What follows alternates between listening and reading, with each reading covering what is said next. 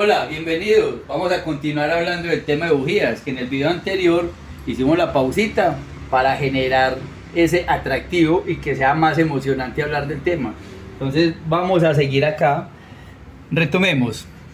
Las bujías son el elemento o el dispositivo encargado de garantizar que la mezcla de aire y combustible que entra a la cámara de combustión se queme de manera eficiente para poder aprovechar la energía del combustible y que se transforme en energía mecánica aprovechable y que no llegue hasta la rueda. Ese es el objetivo de los motores. La bujía juega un papel fundamental en ese funcionamiento. Las bujías se clasifican de muchas maneras. Vamos a mencionar algunas de ellas. Por ejemplo, aquí tenemos bujías de diferente tipo de diámetro de rosca. Estas son bujías de 10 milímetros. Son bujías usadas y una bujía nueva de 10 milímetros. Podemos observar que además del diámetro de la rosca, vemos que también se diferencian por la longitud de la rosca. Una bujía rosca corta, una bujía rosca larga. Esta sería una bujía rosca larga de 10 milímetros. Aquí tenemos ejemplos de bujías de 12 milímetros. Rosca larga, rosca intermedia y extra larga, larga y intermedia. Entonces también se clasifica por la longitud de la rosca. Entonces aquí tenemos 12 milímetros rosca intermedia, 12 milímetros rosca extra larga, 12 milímetros rosca larga. Aquí tenemos una bujía de 14 milímetros de diámetro, de rosca corta. Las bujías tienen unas características muy particulares, cada una de ellas, y esas características son precisamente la nomenclatura. Cada fabricante de bujías, que existen muchísimos, de pronto la más común en nuestro mercado es la NGK, pero existe la Champion, la Denso, la Bosch, ¿qué otra? La Autolite, ¿qué más? Bueno, hay muchas marcas, en fin. Lo importante es saber que cada marca cuenta con una nomenclatura.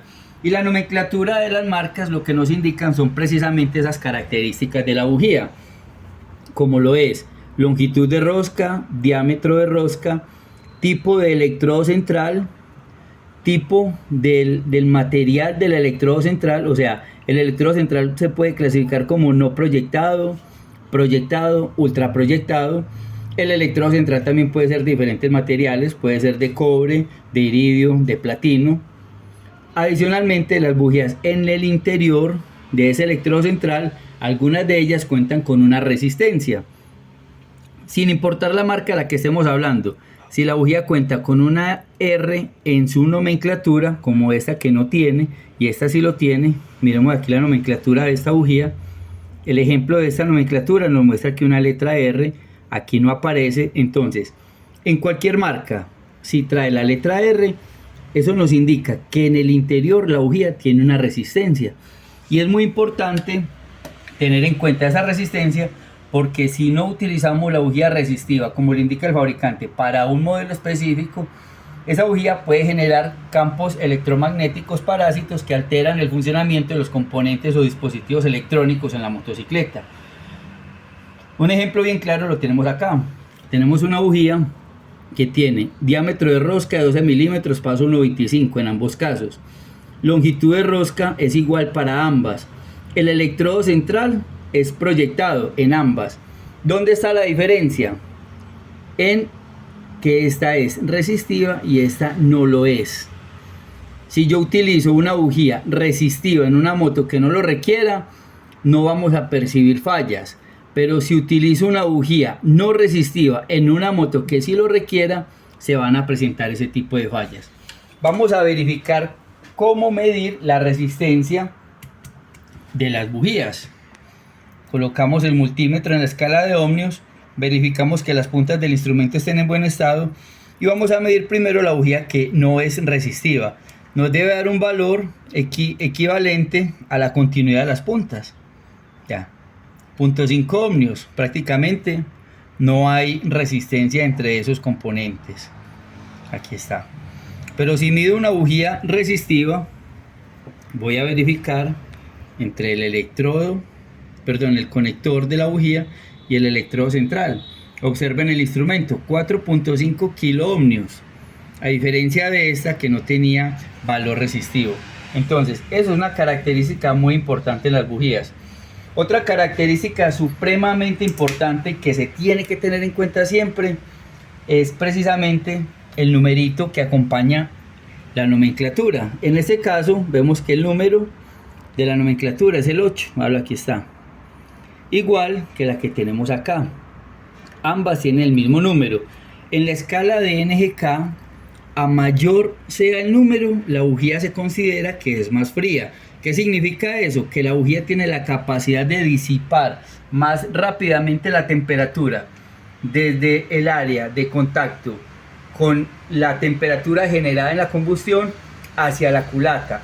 Entonces, si la bujía se considera fría, disipa la temperatura rápidamente. Si la bujía es caliente, tarda más tiempo en disipar la temperatura y por eso se consideran bujías calientes. Si yo altero, o porque no tengo otra opción o porque me vendieron la que no era, altero ese numerito al momento de reemplazar la bujía, ¿qué puede suceder? Un solo numerito que lo altere hace que la temperatura se disipe más rápido o tarde más tiempo en disiparse. Si la temperatura se disipa más rápido, al siguiente ciclo la mezcla no se quema de manera eficiente porque no hay temperatura suficiente para quemar la mezcla de combustible que llega hasta este punto en la cámara de combustión. ¿Qué sucede?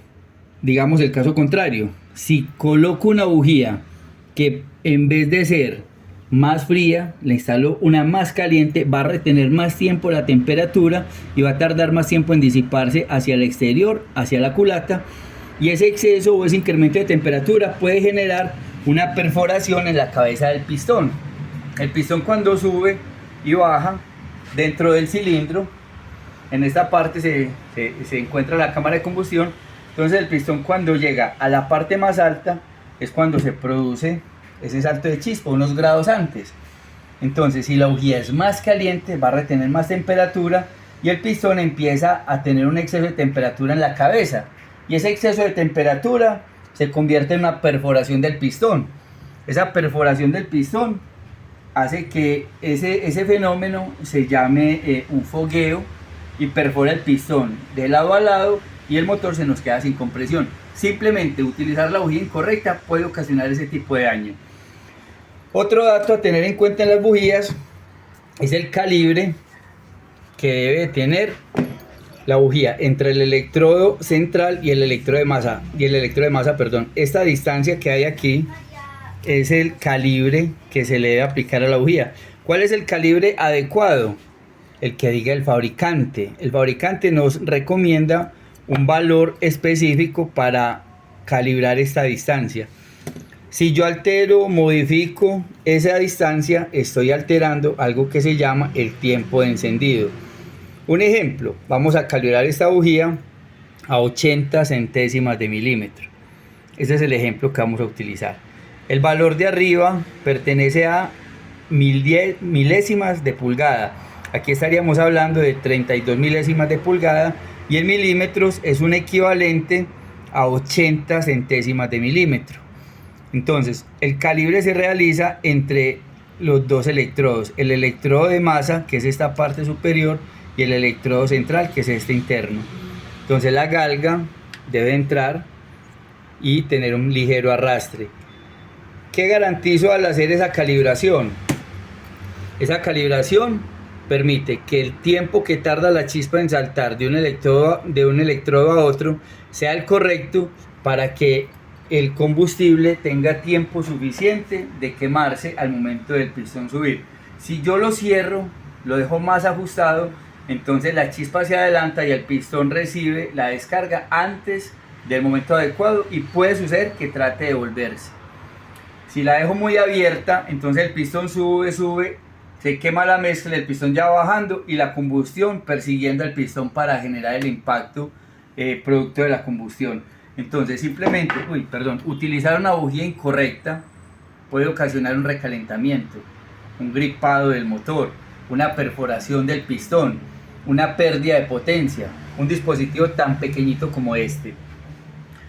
Otro dato a tener en cuenta es este número final. En algunos modelos de bujía este número hace referencia a la holgura o el calibre que debe de llevar los dos electrodos. En este caso yo usé el ejemplo de 80 centésimas de milímetro. Vamos a mirar si estas galgas cuentan con la galga de 90 centésimas de milímetro. Aquí está. Son 36 milésimas de pulgada o su equivalente en milímetros, que son 90 centésimas de milímetro. Cuando la bujía al final tiene un número, este 9 hace referencia a que se calibra a 9 décimas o 90 centésimas de milímetro. Introduzco la galga y véalo aquí. Este es el calibre que trae la bujía de fábrica. Entonces cuando trae ese número al final es para darle el calibre que dice el fabricante. Por otro lado, además de garantizar que la mezcla se queme de manera eficiente, la bujía tiene que garantizar hermeticidad. Con esta junta tórica o esta junta o este sello, la bujía presiona la junta contra la superficie de la culata y garantiza un sellado, pero internamente la bujía también cuenta con unos sellos para que la presión producto del movimiento del pistón y los anillos hacia arriba no se pierda esa presión hacia el exterior por ninguna parte. Entonces la bujía tiene que soportar altas presiones, altas temperaturas, procesos de oxidación y adicionalmente tiene que garantizar hermeticidad.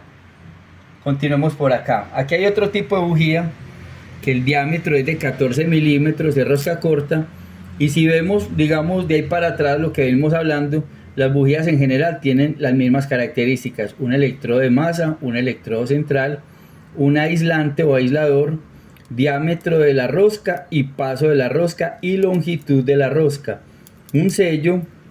Esta parte es el tamaño de la herramienta que utilizar para poder instalar o remover la bujía, y esto es la cerámica o el aislante o el aislador que evita que la corriente, que es un alto voltaje que fluye por este conector hacia el electrodo central, no se pierda hacia los costados. Las bujías tienen un compañero y ese compañero se llama el capuchón.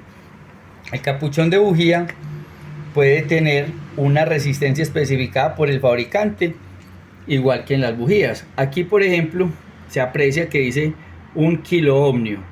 ¿Qué significa eso? Que internamente en este capuchón hay una resistencia equivalente a 1 kiloohmio.